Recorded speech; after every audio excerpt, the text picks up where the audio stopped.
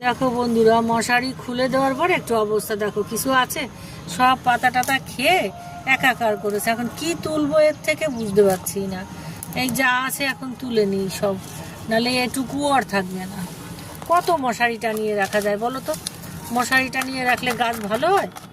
এই পাখির উৎপাতে আমার এখন এই করে রাখতে হচ্ছে। শুধু ডাঁটগুলো রেখে দিয়েছে, সমস্ত পাতাগুলো খেয়ে ফেলেছে। তোমরা যদি একটু জানো পাখির হাত থেকে কি করে বাঁচবো, একটু যদি বলে দাও ভালো হয়, একটু উপকার হয় আমার।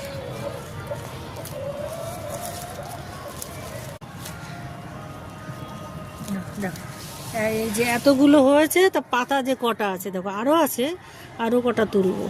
তুলো দেখো, পুরো ডাঁট, কিছু নেই।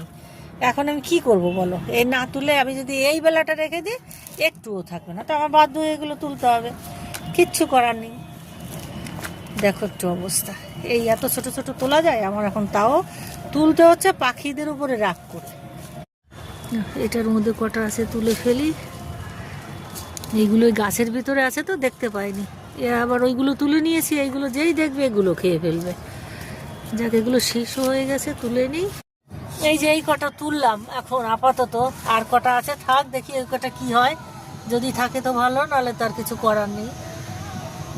এই কটা এখন ধুয়ে টুয়ে পরিষ্কার করে নিই।